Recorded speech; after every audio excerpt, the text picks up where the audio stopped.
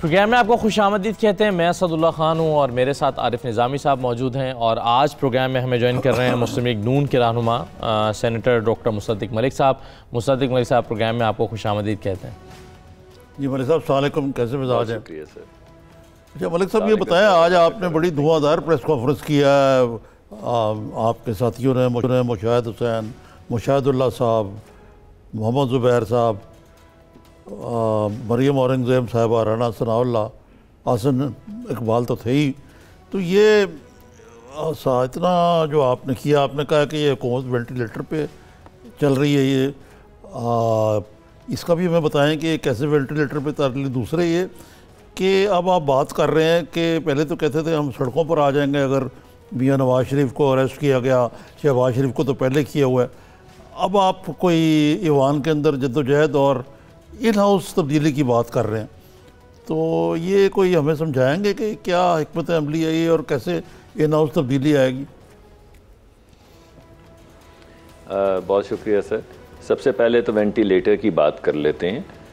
लगता ऐसे है कि हुकूमत के जो फेफड़े हैं उनमें हुकूमत ने खुद ही अपने आप को पंक्चर कर लिया है।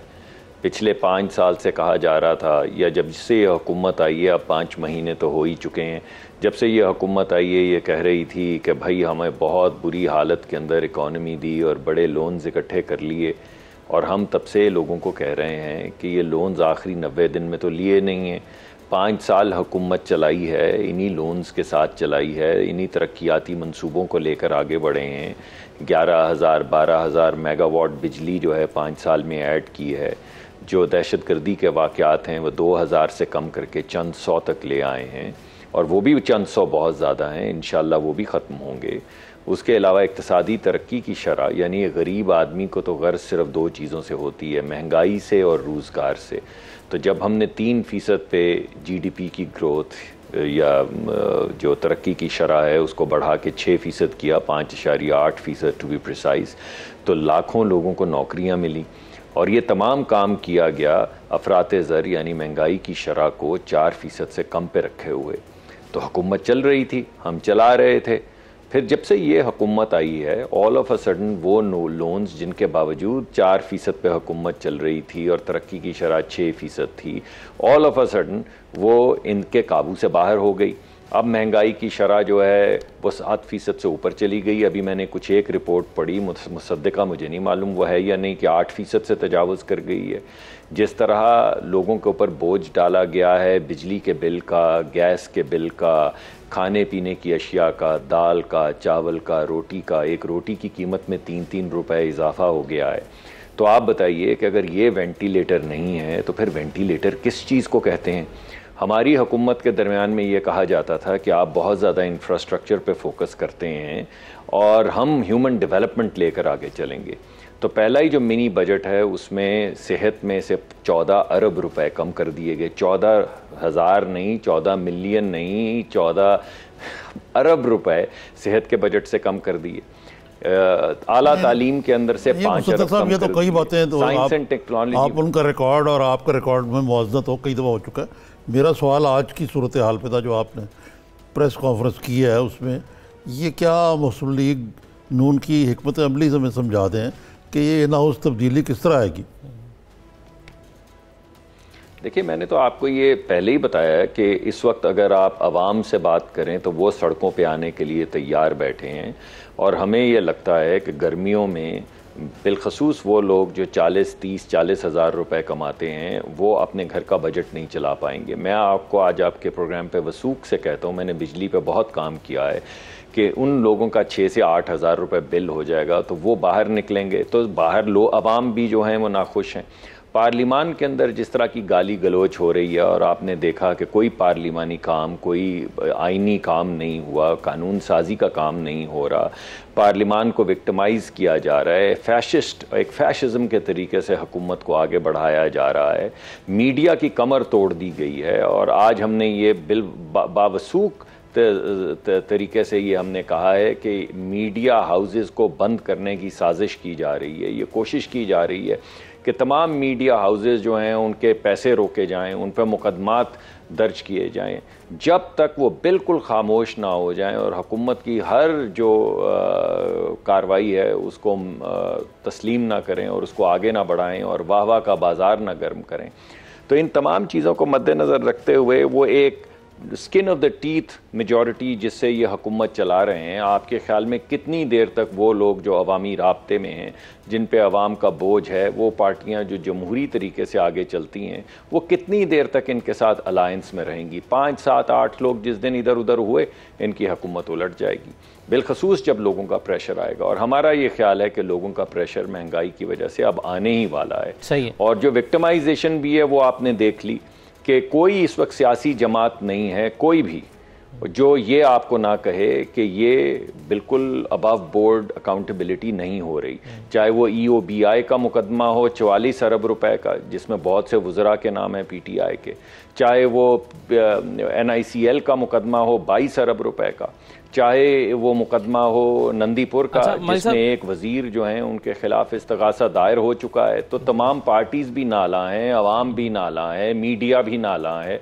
तो फिर ये कैसे चलेगी? यही है वो पंक्चर जिसकी वजह से ये वेंटिलेटर पर आए हैं और इतनी थिन मेजॉरिटी से चल रहे हैं कि जिस दिन इनके ऊपर से दस्ते शफकत हटा, जो तो मसला हो जाएगा। अच्छा, लेकिन मुसद्दिक साहब एक चीज़ मुझे बताइएगा। पहले तो वैसे तो मैं आपसे भी बात करने वाला था कि कल जो फैसला आया है अल अज़ीज़िया और फ्लैगशिप का, लेकिन उस पर बाद में आ जाते हैं। पहले चूंकि आपने बाकी पार्टीज़ का जिक्र किया, तो पहले मैं फिर आपसे ये जानना चाहूँगा कि पीपल्स पार्टी के हवाले से और फेक अकाउंट के हवाले से JIT सामने आई है, उस पर PMLN का रद्दमल क्या है? आप उस JIT को किस तरह से देख रहे हैं? क्योंकि उसको झूठ का पलंदा और फसाना करार दे दिया पीपल्स पार्टी ने, लेकिन आपको क्या लगता है उसमें कुछ सदाकत है? और ये सवाल आपसे इसलिए भी रेलेवेंट है क्योंकि पीपल्स पार्टी कल जो PTI के लोगों ने प्रेस कॉन्फ्रेंस की थी, उन्होंने कहा था कि ये एक गठ जोड़ रहा है और जो कारोबार जरदारी साहब ने किया फेक अकाउंट्स के थ्रू, उसमें PMLN को सपोर्ट करती रही है। उन्होंने कहा नवाज जरदारी जो है इनका आपस में नेक्सस है जी, वो ये समझते हैं कि आप नेक्सस के साथ ये करते रहे जी।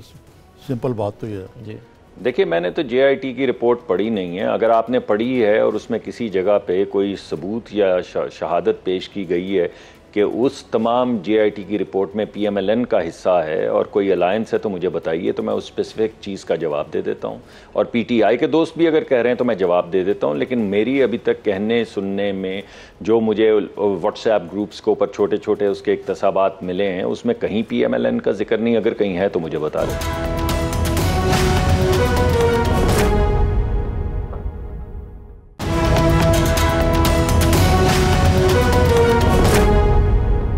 शहजाद अकबर ने कल प्रेस कॉन्फ्रेंस की उसमें, और फवाद चौधरी साहब ने, वो कहते हैं कि 2015 में पहली मरतबा फाइनेंशियल मॉनिटरिंग यूनिट जो है स्टेट बैंक का, उसने ये फेक अकाउंट्स में ट्रांजैक्शन पकड़ी, लेकिन उसको दबा दिया गया नून लीग की हुकूमत की तरफ से और 2-3 साल तक वो दबी रही। तो ये साबित इस्टेब्लिश करता है कि आप उनके साथ थे, आप उनको सपोर्ट कर रहे थे। ये उनका पॉइंट ऑफ व्यू है बैरिस्टर। तो आप ये तो मान गए जी बिल्कुल। तो पहली बात तो ये वाजे हो गई कि JIT की रिपोर्ट में कहीं ये नहीं लिखा। बैरिस्टर साहब तो कह रहे हैं, वो तो इस वक्त वजीर हैं, तो वो ज़रूर कहेंगे, लेकिन आपने कम अज़ कम, मुझे बज़ाहिर ऐसा लगा, अगर ऐसा नहीं है तो आप तरदीद कर दीजिए कि आपकी नज़र में भी JIT के अंदर कोई ऐसी चीज़ सामने नहीं आई जिसमें लिखा हो, कोई रेफरेंस दिया हो कि PMLN जो है वो मुलव्वस है इसके अंदर, या PMLN के जो अरकान हैं वो मुलव्वस हैं इसके अंदर। ऐसी कोई चीज़ सामने नहीं आई। पहले तो ये बात वाज़े हो जाए। अब जो इल्ज़ामात लगे हैं पीपल्स पार्टी के ऊपर, जिस तरह मैं हाजिर हूँ PMLN की तरफ से जवाब देने के लिए, उसी तरह अब आपको ये सवालात तो पीपल्स पार्टी से पूछने होंगे कि वो इसको तरदीद इन तमाम बातों की कर रहे हैं, तायीद कर रहे हैं, रिजर्वेशंस का इजहार कर रहे हैं। तारीख़ अगर देखी जाए, पाकिस्तान की सियासी तारीख़ देखी जाए, बिलखसूस ये अकाउंटेबिलिटी के हवाले से, तो आपको बहुत सी रिपोर्ट्स आपके सामने आती हैं, तहलका खेज़ रिपोर्ट्स नज़र आती हैं। फिर पता चलता है कि WhatsApp के ज़रिए कोई कमेटी तरतीब दी गई, आपको पता चलता है कि उसके अंदर कुछ और ही अवामिल थे। वो शेर आप हमेशा पूछते हैं, तो मैं पहले से आपको सुना देता हूँ आज प्रोग्राम के इख्तिताम से, कि हैं कवाकिब कुछ नज़र आते हैं कुछ, देते हैं धोखा ये बाजी गर खुला। तो ये जो बाजीगरी सियासी तौर पे हमारे यहाँ होती रही है, बिलखसूस एहतसाब के हवाले से जो बाजीगरी होती रही है, वो मुशर्रफ जो लोग थे जो नैब ज़ादे थे, और फिर उससे पहले वो कुछ लोग जो नैब ज़दा थे, ये जो नैब ज़दा और नैब ज़ादों की तफरीक है, ये बा मुशर्रफ और बे मुशर्रफ लोगों की जो तफरीक है, इस हवाले से जब आप देखते हैं तो हर रिपोर्ट आपके ऊपर मुकर्रर है कि उसको बहुत ज़्यादा आप एक एनालिटिकल व्यू से देखें और फौरी तौर पे जो अनाउंसमेंट्स हैं उनको ज़रूर मद्देनज़र रखें, और अकाउंटेबिलिटी इस मुल्क में होनी चाहिए। हर पार्टी को, हर शख्स को अपने अपने अमल का जवाबदेह होना चाहिए। लेकिन जो एकदम तहलका मचाया जाता है, वो तहलका पहले कितनी मरतबा मच चुका है, चोर चोर का शोर इतनी मरतबा मचा है कि आपको एक आपके गुमान में ये बात ज़रूर आती है कि ज़रा क्रिटिकल एंगल से इसको पढ़ लेना चाहिए। वक्त की किल्लत की बिना पर ज़रा आगे चलता हूँ आपसे। आपने भी कहा कि ये जो दस्ते शफ़क़त रखा जा रहा है पीटीआई की हुकूमत पे, सबसे पहले तो वाज़े करें कि ये दस्ते शफ़क़त किसका है। दूसरा मुझे ये बताएं कि ये असदुल्ला साहब ने जो सवाल किया उसका एक और भी तो एक सब्सटेंस है उसमें कि मियाँ नवाज शरीफ, शहबाज शरीफ कोट लखपत जेल में,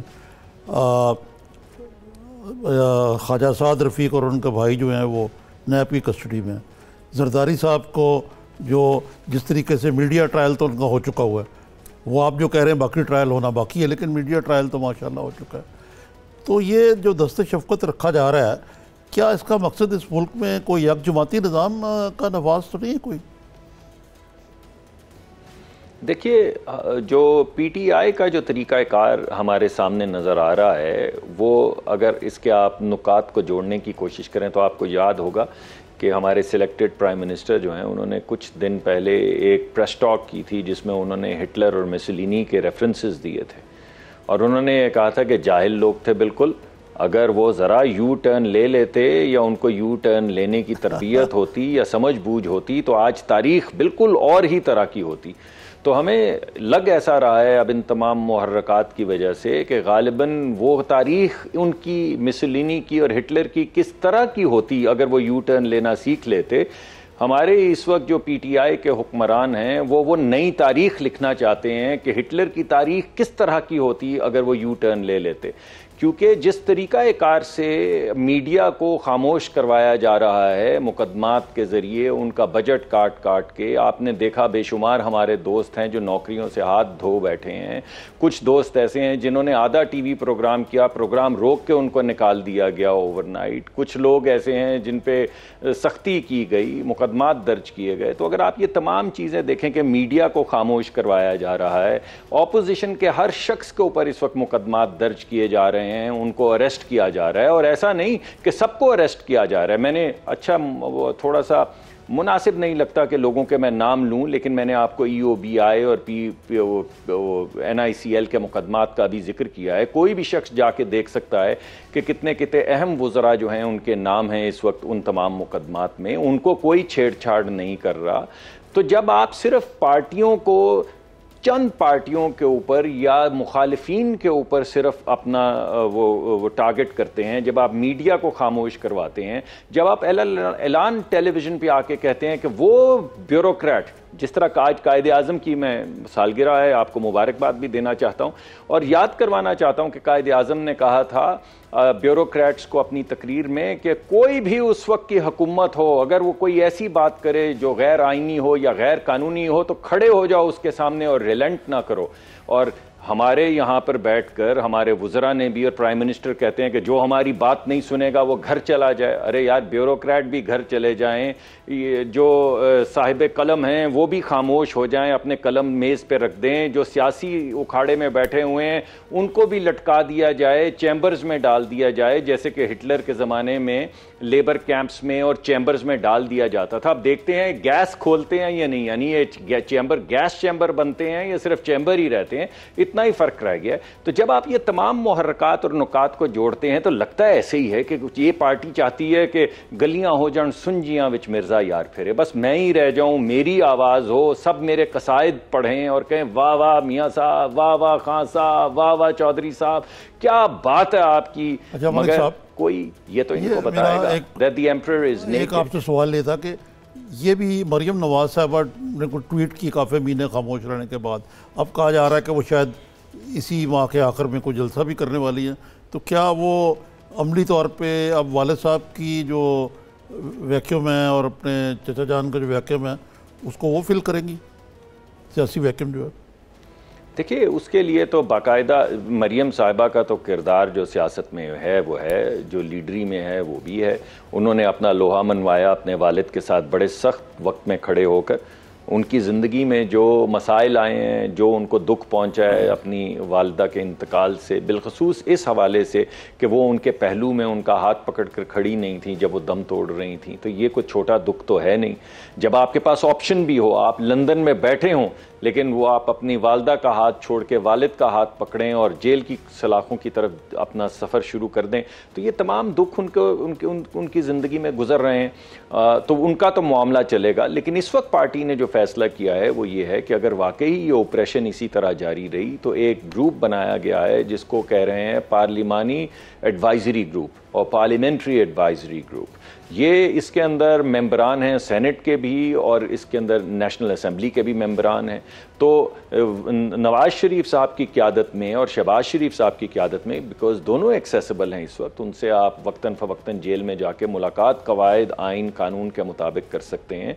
उनका जो नुक्ता नज़र और लीडरशिप को सामने रखते हुए तमाम मामलात को ये पार्लियामेंट्री जो एडवाइजरी कमेटी है वो आगे बढ़ाएगी। उसके अलावा हमारी एक सेंट्रल एग्जीक्यूटिव कमेटी है और एक सेंट्रल वर्किंग कमेटी है। ये दोनों कमेटीज़ जो हैं जो ब्रॉडर बेस्ड हैं, जिसमें ना सिर्फ इलेक्टेड मेंबर्स हैं बल्कि नॉन इलेक्टेड भी जो पार्टी के लीडरान हैं वो इनमें मौजूद हैं। इन 3 फोरा के ज़रिए हमारी तहरीक भी और हमारा नुक्ता नज़र भी जो है उसको आगे बढ़ाया जाएगा। और मरियम साहिबा वक्तन फ़वक्तन जैसे वो अपनी गम और जिस कर्ब से गुजर रही हैं उससे बाहर आएंगी, अपने टाइम के मुताबिक इंशाल्लाह वो इसमें ज़रूर हिस्सा डालेंगी। शुक्रिया मुसद्दिक मलिक साहब, बहुत शुक्रिया प्रोग्राम में शिरकत करने के लिए। आपने हमें वक्त। एक मुख्तसर ब्रेक हम लेंगे प्रोग्राम में नाज़रीन। ब्रेक के बाद वापस आते हैं तो स्पीकर कौमी असम्बली असद कैसर साहब हमारे साथ मौजूद होंगे, उनसे हम बात करेंगे। एक ब्रेक और ब्रेक के बाद वापस आते हैं।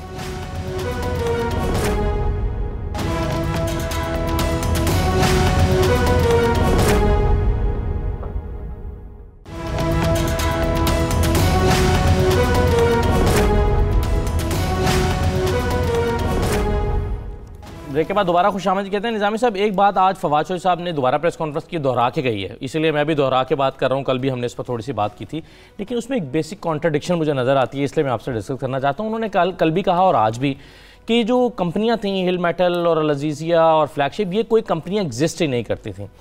अब ये वाला, और वो कहते हैं कि ये एक ऐसे ही एक था बस के पैसे इधर से कमीशन जो है वहाँ रखें और फिर वापस आ जाए। लेकिन अगर ये मौक़िफ़ दुरुस्त मान लिया जाए तो फिर ये मौक़िफ़ नैब के मौक़िफ़ से बिल्कुल सरासर मुख्तलिफ है। आपको ज़्यादा सीरियसली ले रहे हैं फवाद चौधरी साहब को। नहीं, लेकिन वो आज मेहनत कर रहे हैं ना, वो देखिए वो उसको और ज़रा का स्पिन दे रहे हैं। आप लकीर के फ़कीर बन रहे हैं इसलिए आप ये बात दोहरा रहे हैं। मैं अर्ज़ करता हूँ क्योंकि मैं अर्ज़ करता हूँ ना, आपकी जो बात है वो टेक्निकली आप बिल्कुल दुरुस्त फरमा रहे हैं, लेकिन वो कोई टेक्निकल बात नहीं कर रहे। उनका मतलब कहने का है कि ये सारे जो चीज़ें हैं इनका खुरा जो है नवाज शरीफ से मिलता है। ये सब शेल कंपनीज थी जिनका मकसद, और कंपनियाँ थी नहीं एक्चुअली। तो कंपनियाँ थी यार, मतलब कैसे कह रहे हैं कि नहीं थी?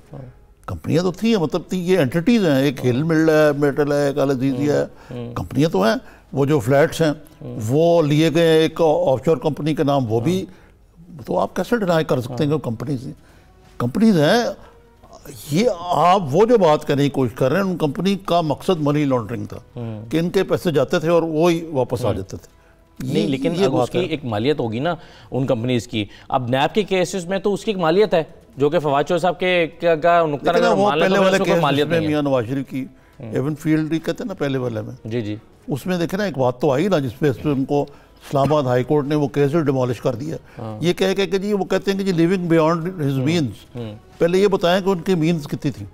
तो इससे आप अंदाज़ा कर सकते हैं कि ये इतना ओपन एंड शट केस नहीं है, इसमें कई पहलू। अव्वल तो अगर आप ज़्यादा अगर तफसील में जाएँ तो इनको 3 केसेस बनाना और JIT बनाना, ये खुद ही मैलिफाइड इंटेंशंस की निशानदेही करती है। क्योंकि जैसे कल इरफान कादर साहब ने प्रोग्राम में कहा ये पाकिस्तान की तारीख में पहली दफ़ा हो रहा है। फिर ये भी बात ठीक है कि वाइट कॉलर क्राइम है और ये है और वो है, तो ये मतलब है कि there are wheels within wheel. अब देखें ना, आप फवाद चौधरी साहब तो बादशाह आदमी हैं, हमारे तो बड़े दोस्त हैं। अब आज उन्होंने एक बड़ा ठोक के बयान दिया है अफ़गानिस्तान की सूरत हाल के बारे में, और वहाँ जो कुछ वज़ीर दाखिला और कुछ अपॉइंटमेंट उन पर उन्होंने बड़ी शदीद तनकीद की है। अब एक तरफ तो ये है कि या तो एक हाथ को नहीं पता कि दूसरा हाथ क्या कर रहा है, या एक हाथ को, अब शाह महमूद कुरैशी साहब अफ़गानिस्तान से निकले नहीं तो उनका बयान आ गया अफ़गानिस्तान के खिलाफ। मकसद कहने का ये है कि आया ये इंफॉर्मेशन मिनिस्टर का काम है या वो फॉरेन मिनिस्टर जो वहाँ फिर रहा है उस दौरे पे उसका काम है? या तो है कि शाह महमूद कुरैशी वहाँ से मायूस हो के आए अफगानिस्तान से तो ये बयान दिलवा दिया गया, कोई is there is a method in independence, अगर नहीं है तो कोई अजीब सी बात है। सही है। अच्छा, एक और चीज़ मुझे बताइए कि ये इन हाउस तब्दीली की जदोजहद क्या होती है और कैसे होती है, जो आज 6 सीनियर रहनुमाओं ने प्रेस कॉन्फ्रेंस करके ये बताया कि हम सड़कों पर जदोजहद नहीं करेंगे, इन हाउस तब्दीली की जदोजहद करेंगे, वो उसलिए ना कि उन्होंने नंबर क्रंचिंग की होगी, ईजी काम ईजी को। मकसद कहने का ये पहली दफ़ा नहीं है। जब मोहतरमा बेनज़ीर भुट्टो पहली दफ़ा प्राइम मिनिस्टर बनी तो उनके खिलाफ बड़ी सीरियस मूव हुई थी नो कॉन्फिडेंस की, और वो है कि अगर वो नंबर लूज़ कर जाएँ, वो नंबर उस वक्त लूज़ करते हैं कि जिन्होंने ये नंबर बनाए हैं, अगर उनका कॉन्फिडेंस ना रहे तो नो कॉन्फिडेंस भी कामयाब हो जाता है। यानी उनको लगता है कि जो छोटी जमातें, जैसे कि वो कह रहे थे कि 7-8 लोग इधर उधर होने की, उसमें थोड़ा सा ज़रा मामलात कुछ इतने अच्छे नहीं हैं। मसलन आप देखा होगा आपने कि साहब ने ज्वाइन कर लिया, बलूचिस्तान में जो कुछ हुआ वहाँ की भी कुछ अजीब बगावत की वो आ रही है हुकूमत के अंदर, तो वो बाद में देखेंगे, बात करेंगे, तफसील से बात कर सकते हैं। हमें ज्वाइन किया असद कैसर साहब ने, स्पीकर कौमी असम्बली। असद कैसर साहब, खुशामदीद कहते हैं आपको प्रोग्राम में। मेहरबानी, अस्सलाम वालेकुम असद कैसर साहब, बहुत बहुत शुक्रिया। आप क्या है जी? ये बताइए कि ये भी असद कैसर साहब ही बददुआ जी, ये मेरे जो कुलीग हैं असद कैसर साहब पूछ रहे थे असदुल्लाह कि असद साहब हैं, माफ़ कीजिएगा आपके हम नाम हैं कि ये जो आज उन्होंने प्रेस कॉन्फ्रेंस भी की अपोजिशन ने, ये वाकई को ये ना उस तब्दीली की सूरत हाल नज़र आती है आपको, कम से कम कौमी असम्बली की हद तक? सेनेट में तो आगे उनकी बात तो नहीं है। मैं तो प्रेस कॉन्फ्रेंस मैंने नहीं देखी, क्योंकि मैं तो गया था स्वाबी और अभी पहुंचा हूँ, कुछ फंक्शंस थे, तो मैंने उसकी प्रेस कॉन्फ्रेंस जो है ना वो नहीं सुनी है, मुझे नहीं पता उसका क्या है। वो ये कह रहे थे कि इन हाउस तब्दीली के लिए जदोजहद हम करेंगे, और वो कहते हैं कि बड़ी माइनर सी मेजॉरिटी है, बल्कि उन्होंने कहा कि skin of the teeth majority, ये टर्म इस्तेमाल की मुस्तदिक मलिक साहब ने भी। तो वो कह रहे हैं कि ये 7-8 लोगों के इधर उधर होने की बात है कि चेंज आ जाएगा। नहीं, ये किसने कहा था? क्योंकि मेरे पास तो ख्वाजा साद रफ़ीक साहब आए थे, अयाज सादिक साहब थे, राना तनवीर साहब थे, राना सनाउल्लाह साहब थे, और उन्होंने मुझे मैसेज दिया था कि हम कोई नहीं चाहते कि गवर्नमेंट को जो है ना डिस्टेबलाइज करे या कोई इस किस्म की काम हो कि असम्बली में जो है ना, हम चाहते हैं कि PTI को अपना मौका मिले और अपना टाइम गुजारे, और कम से कम 2-2.5 साल 3 साल तो हम मतलब कुछ पोजीशन में नहीं है। मुझे पता नहीं किसने ये बात की है, यानी उनकी अपनी पॉलिसी है, लेकिन ऐसी कोई बात है नहीं, मतलब कोई। अच्छा, ये असद कैसर साहब, अगर ये कब बात हुई आपकी इन दोस्तों से? मेरे साथ ये अभी वेरी रिसेंटली मेरे साथ 2 दफ़ा बात हुई। एक तो तकरीबन साद रफ़ीक साहब की गिरफ्तारी से पहले हुई थी, और एक अभी जो ये प्रोडक्शन आर्डर पे आए थे तो उधर ही फिर मेरे साथ मुलाकात हुई, जिसमें सादिक साहब और ये सारे मौजूद थे, और उन्होंने कहा कि हम चाहते हैं कि जमहूरी सिस्टम चले, और PTI को जो मैंडेट मिला है वो मैंडेट के मुताबिक अपना काम करें, और मतलब हम कोई ऐसा काम नहीं करना चाहते कि जिसकी वजह से कोई मुल्क मजीद डिस्टेबलाइज हो। ये तो ज़्यादा पॉलिटिकल पोस्टरिंग लगती है, क्योंकि आज ये राना सनाउल्लाह ने, इन सब दोस्तों ने जिनका नाम लिया, उन्होंने प्रेस कॉन्फ्रेंस की तकरीबन, और इन्होंने ये बात कही, तो मेरा ख्याल है आपके पास जो इत्तला है वो ठीक है कि ये ऐसी एक पोस्टरिंग है। असल पॉलिसी तो यही लगती है कि, और इतने उनके मेरे ख्याल से नंबर्स भी पूरे नहीं हैं जी। अच्छा, अब मैं एक चीज़ और असद कैसा, मतलब उसका शायद या तो इन्होंने अपना माइंड चेंज किया हो, आई डोंट नो, क्योंकि वो बेहतर जानते हैं। फिर जो भी है, जो जमहूरी तरीका हो सकता है, हर एक अपना कोशिश करता है, लेकिन मेरे ख्याल में हमें थोड़ा मज़ीद ज़िम्मेदार होके अपने आप को देखना होगा कि हमने एक अभी तो हुकूमत का शुरू ही नहीं हुआ है, इस तरह की बातें होंगी तो मुनासिब नहीं है। बस इस वक्त PTI को एक मौका मिला है, तो थोड़ा चाहिए कि ये अपना टाइम गुजारे, अपनी कारकर्दगी दिखाए, अपना डिलीवरेंस करे, और मतलब बहुत ज़्यादा पॉलिटिकल पोलराइजेशन जो है ना, ये पॉलिटिकल लोगों के फेवर में नहीं है। और मैं जो बात करना चाहता हूँ उसको समझना चाहिए, मतलब बहुत ज़िम्मेदार रवैये की ज़रूरत है। ठीक है। अच्छा सर, एक अभी आपने जिक्र किया प्रोडक्शन ऑर्डर का और साद रफ़ीक साहब का।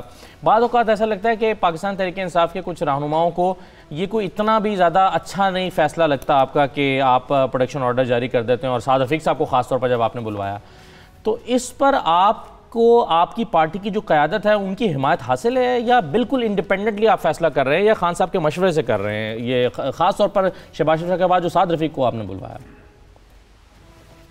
बिल्कुल, मैंने तमाम लीडरशिप से मशवरा किया है, मैंने प्राइम मिनिस्टर को एतमाद में दिया है, और मैंने हर मामले में उसको एतमाद में दिया, और मुझे उसकी सपोर्ट हासिल है, उसने मुझे एतमाद दिया है। बल्कि कल मेरी उसके साथ मीटिंग हुई है, और प्राइम मिनिस्टर साहब ने मुझे कहा है कि देखिए जी, आप जिस तरह मुनासिब समझते हैं आप करें, जो रूल्स आपको अलाउ करते हैं। और मैं तो देखो असम्बली को चलाऊँगा, रूल्स के मुताबिक चलाऊँगा, कानून के मुताबिक चलाऊँगा, और इस तरह जो है ना मैं सारा करता। फिर जब मैं उस सीट पर बैठ जाता हूँ तो मेरा फिर काम ये होता है कि मैं किस तरह जो being a custodian of the house, इस असम्बली की सारी मेरे लिए मुहतरम हो जाती है, और मैंने कानून के मुताबिक, रूल्स के मुताबिक उसको हैंडल करना है। एक इसमें ज़रूरी सवाल मैं निज़ामी साहब अगर आपकी इजाज़त से कर लूँ, असद कैसर साहब आज एक और MNA भी गिरफ्तार हो गए। वैसे तो उम्मीद है कि अफजल खोखर साहब कि उनका शायद उनको ज़मानत मिल जाए, इसकी नौबत ना आए, लेकिन अगर नहीं होती, उनको ज़मानत नहीं मिलती, तो क्या उनके भी प्रोटेक्शन ऑर्डर जारी कर देंगे फिर अफजल खोखर साहब के? देखिए, कानून के मुताबिक देखेंगे, जो भी सिचुएशन आएगी फिर इंशाल्लाह फाइल आएगी, बात होगी, फिर देखेंगे कि क्या वो चीज़ें, तो सारा कुछ उसके मुताबिक होगा। हाँ, लेकिन असद कैसर साहब आपकी बात ठीक लगती है मुझे, क्योंकि अभी इनकी प्रोडक्शन ऑर्डर होने से पहले ख्वाजा साद रफ़ीक के 4-5 रोज़ पहले शौकत महमूद साहब हमारे प्रोग्राम में आए थे, और उन्होंने कहा था उन्होंने ऑन रिकॉर्ड कि उनके प्रोडक्शन ऑर्डर जारी हो जाएंगे। ये तो उन्होंने कहा। अच्छा, ये असद कैसर साहब आपका बड़ा ही मुस्बत रोल रहा है कि मेरे ख्याल से आपको इस चीज़ की सबसे ज़्यादा फ़िक्र होनी चाहिए कि ना सिर्फ कि कौमी असम्बली स्मूथली चले, बल्कि ये है कि कोई लेजिस्लेशन भी हो और अपोजिशन और हुकूमत के दरमियान को तालमेल भी हो। और इस ज़िम्मत में ये आपकी काफ़ी हद तक ज़ाती काविशों का नतीजा लगता है कि आपने हुकूमत को मनवा लिया कि आप पब्लिक अकाउंट्स कमेटी का सरबराह जो है वो leader of the opposition Shahbaz Sharif को बनाया। तो इस मामले में भी मेरे ख्याल से आपने इमरान खान साहब को इस सिलसिले में कायल किया, क्योंकि बाज़ हुक्मरान जमात के लोग मसलन शेख रशीद साहब, अपना ये जो है इंफॉर्मेशन मिनिस्टर जो हैं फवाद चौधरी साहब, ये अभी भी कहते हैं कि गलत हुआ है। देखिए, सबसे पहले तो ये है कि इस वक्त हमारे लिए सबसे अहम अपना मुल्क है। पॉलिटिक्स होती है मुल्क के लिए होती है, मुल्क के अवाम के लिए होती है। एक एक चीज़ को देखना पड़ता है कि किसी चीज़ में तासुब ना हो, इंतकाम ना हो, और मेरिट के ऊपर सबको और कानून के मुताबिक हो। मैंने इन तमाम चीज़ों को देखा, मैं समझता हूँ कि इस किस्म की कोई चीज़ ना हो जो कि कानून और आइन से बालातर हो और रूल्स के ख़िलाफ़ हो और कोई इंतकाम और तासुब पे मबनी हो। मैं बहुत सोचता हूँ भी, और बिल्कुल बहुत कैलकुलेटेड होकर बात भी करता हूँ। और ख़ासकर मैंने ये जो सारा मामला किया है, मैंने अपोजिशन के तमाम लीडर्स के साथ बात की, मैंने गवर्नमेंट के साथ बात की, और कानून के मुताबिक अपनी राय ली।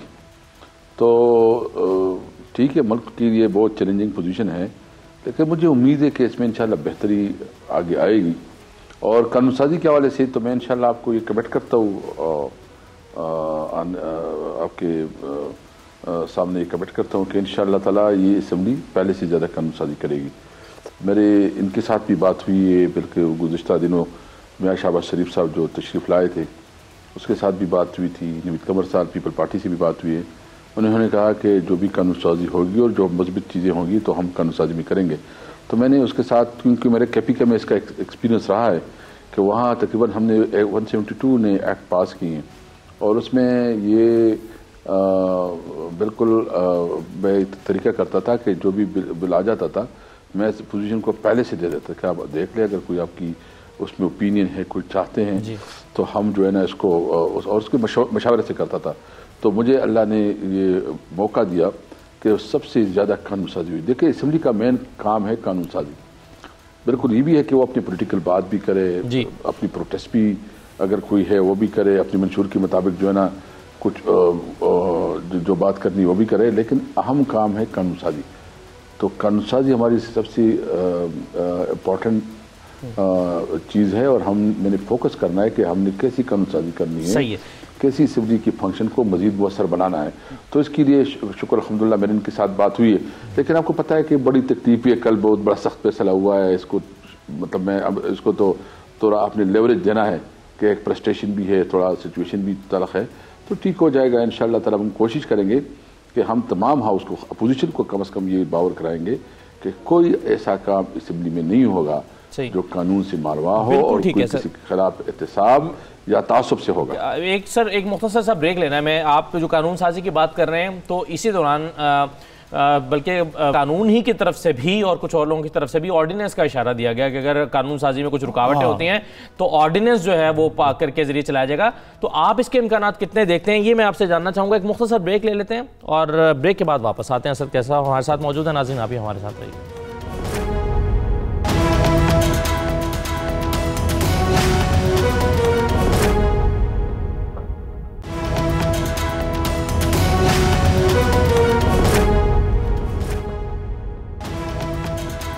ब्रेक के बाद आपको खुशामदीद कहते हैं। असद कैसर साहब हमारे साथ मौजूद हैं, स्पीकर कौमी असम्बली। असद कैसर साहब, आप अभी कानून साजी की अहमियत पर गुफ्तगू कर रहे थे ब्रेक पर जाने से पहले, और लेकिन हमने देखा कि इसी दौरान में जब कानून साजी नहीं हो पा रही थी, कमेटियां नहीं बन पा रही थी, तो प्राइम मिनिस्टर ने भी कहा वाज़ेह अल्फाज में और वज़ीर कानून ने भी कहा कि अगर हमारे साथ सियासी जमातें ताउन नहीं करती कानून साजी में तो हम ऑर्डिनेंस लाकर जो है वो गवर्नेंस करेंगे और ये जो मामला हैं वो चलाएंगे।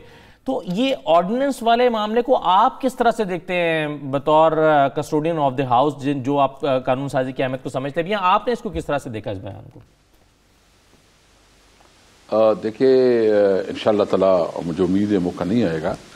मेरे अभी आपके प्रोग्राम के बाद चेयरमैन सेनेट की मीटिंग है और मैं कोशिश करता हूँ कि सेनेट में भी हमारे जो दीगर पार्टी उसको भी इंगेज करें। मतलब कुछ कानून साजी ऐसी है कि वो सबके पाकिस्तानी कौम के लिए एक बहुत बेहतरी है। यानी एक हम कानून ला रहे हैं जिसमें जो गरीब लोग हैं उसके लिए फ्री एड, वो उसके लिए जो ना मुफ्त लीगल एड सपोर्ट, वो एक उसको कौन मुखालिफत करेगा। दूसरे हम ला रहे हैं कि जो ये मुकदमे चलते हैं, सालों साल चलते हैं, चलो फिर मतलब एक पूरी नस्ल इसमें चेंज हो जाती है लेकिन वो मुकदमा खत्म नहीं होती, तो इसको 2 साल में रखने का एक प्रपोजल है।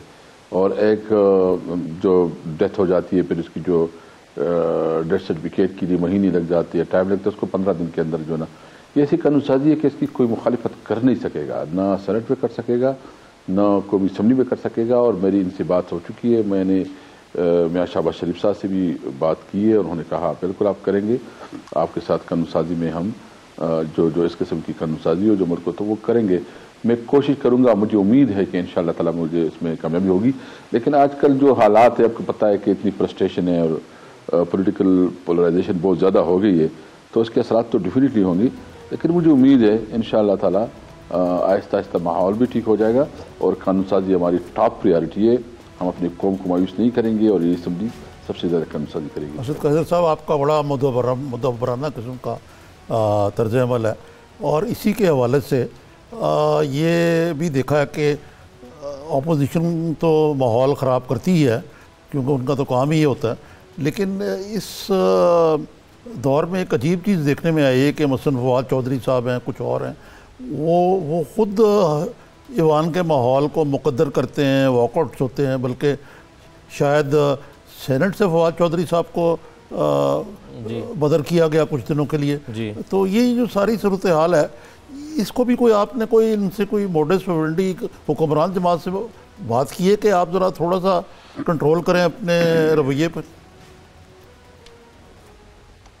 देखिए, हमने एक पार्लियामेंट के हवाले से एक कमेटी बनाई है जिसमें मेरे साथ शहूद कुरैशी साहब है, परवेज़ खटक साहब है, आमिर डोगर, अली मोहम्मद खान है और शिबली पराज है। हम पार्लियामेंट के मामलात को देखते भी हैं, फिर देखते हैं कि कौन हमें कहाँ से हेल्प करता है, उसको हम साथ लेते हैं। तो क्योंकि आपको पता है कि इब्तदाई दिनें हैं, कुछ लोगों की मुख्तलिफ मिजाज भी होते हैं, तो हम इंशाअल्लाह ताला इस चीज़ों को हम मैनेज करेंगे। कल प्राइम मिनिस्टर से मेरी बात हुई थी और उनके साथ मैंने अपना नुक्ता नज़र रखा था, तो प्राइम मिनिस्टर ने मुझे बिल्कुल कैटेगरिकली कहा कि आप MNA को भी इंगेज करें, तमाम लोगों को इंगेज करें, जितनी हमारी सीनियर लीडरशिप उनको इंगेज करें और चीज़ों को थोड़ा एक लेवल पे लेके आएँ। तो मैं ख़ुद भी इसमें इंशाअल्लाह ताला पॉजिटिवली अपना रोल प्ले करूँगा। मैं सिर्फ अपने पार्टी की नहीं, क्यों मैं तो इस पार्टी का बुनियादी वर्कर हूँ। मैं 24 साल PTI में मेरे रहे हैं और मैं 9 साल सूबाई सदर रहा, सबसे ज़्यादा ओहदों पे रहा।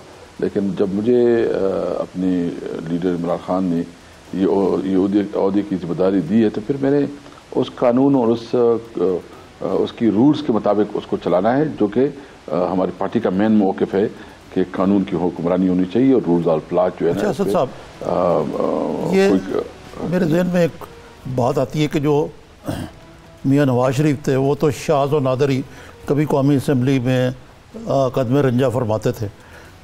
प्राइम मिनिस्टर इमरान खान ने कहा था कि मैं क्वेश्चन आवर में आया करूँगा, लेकिन उन्होंने भी यही वतीरा अपना लिया है। तो अगर वो आएँ तो उससे माहौल बेहतर नहीं होगा और कानून साजी को भी उनके पार्टी के रुकन और अपोजिशन भी थोड़ी सी ऑन इट्स टोज होगी।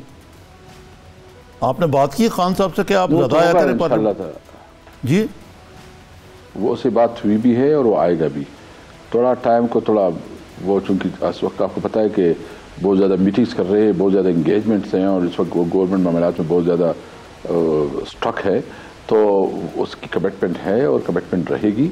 और चूँकि हमने जो प्राइम मिनिस्टर ने कमिटमेंट किया था और उसने कहा था कि मैं असेंबली में आऊँगा, मैं क्वेश्चन आंसर का भी करूँगा, सेशन करूँगा, तो इसके लिए हमने मोशन मूव की थी, लेकिन स्टैंडिंग कमेटी नहीं बनी थी, तो वो रूल्स में इसकी अमेंडमेंट करनी पड़ती है। तो वो रूल्स में अमेंडमेंट के लिए जो ना अभी मोशन आया है, स्टैंडिंग कमेटी बन गई है। अभी स्टैंडिंग कमेटी अपनी काम शुरू करेंगे और अभी बाकी जो स्टैंडिंग कमेटी है नेक्स्ट सेशन में इंशाल्लाह वो स्टैंडिंग कमेटी हम पूरी करेंगे।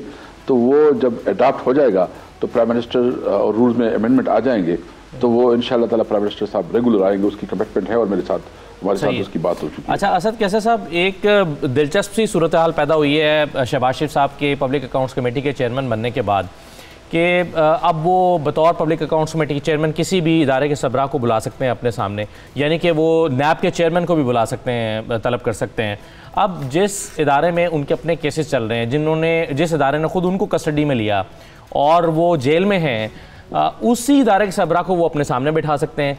तो ये एक दिलचस्प सूरत हाल है, इसको कहना चाहिए अजीबो गरीब सी सूरत हाल है। लेकिन इसमें कोई अंडरस्टैंडिंग नहीं हुई थी कि ऐसी चीज़ें जहाँ पे वो खुद वो मुलव्वस होंगे वो नहीं प्रेजेंट करेंगे मीटिंग पे? साहब बता सकते हैं कि ऐसी कोई है अंडरस्टैंडिंग? हाँ बिल्कुल, इसमें ये फैसला हुआ था कि जो मुस्लिम लीग नून की पैराज होंगी, उस गवर्नमेंट की पैराज होंगी, वो शहबाज साहब नहीं चेयर करेंगे, उसके लिए एक सब कमेटी बनाएंगे जिसमें PTI का कोई और सीनियर मेंबर जो है ना उसको लीड करेगा। तो वो कमिटमेंट है और वो कमिटमेंट को जो है ना वो ऑनर करेंगे, मुझे यकीन है कि उसको ऑनर करेंगे। सही जी। तो असद कैसर साहब, ये अगर आप ओवरऑल देखें जो पिछले तकरीबन 4 माह का आपका तजर्बा है, तो आप काफ़ी पुरुमीद हैं कि ये बुनियाद रख दी जाएगी जिससे ये ईवान जो है ये वाकई कोई ऐसी कानून साजी करे जो अवाम के मफाद में हो, कौम के मफाद में हो, पाकिस्तान के मफाद में हो। मेरी कमिटमेंट है और मैं अल्लाह से पुरुमीद हूँ, मुझे उम्मीद है इंशाअल्लाह ताला। मैं हमारी KPK में भी बहुत नैरो में वो थी, थिन मेजॉरिटी थी, आपको पता है 7-8 तो हमारे उधर भी थे। वो हमने तो 99 में सिर्फ 35 सीटें जीती थी, वो 35 में फिर 10 हमें ज्वाइन कर गए आज़ाद इंडिपेंडेंट, तो फिर हमारी कोई स्ट्रेंथ बन गई। तो हमारी टोटल तो बस मुख्तसर वो आफ्ताब शेरपाव साहब के साथ, जवाद इस्लामी के साथ हमारा एक मतलब जॉइंट कोalition गवर्नमेंट थी। तो उसमें तो हमने उसके साथ मिलकर गवर्नमेंट बनाई थी, वहाँ भी हमारी बहुत थिन मेजॉरिटी थी। तो ये परेशानी नहीं है, ये हमारी एक्सपर्टी है। हम बिल्कुल लिलियन भी हैं, कोशिश करते हैं कि सबको साथ लेके चले, सबके साथ काउंसलिंग करें, सबको जो है ना उसका ड्यू राइट्स दे। मैं जब इधर स्पीकर रहूँगा तो मैं आपके सामने कहता हूँ, मैं किसी को इस हाउस में लेट डाउन नहीं करने दूंगा।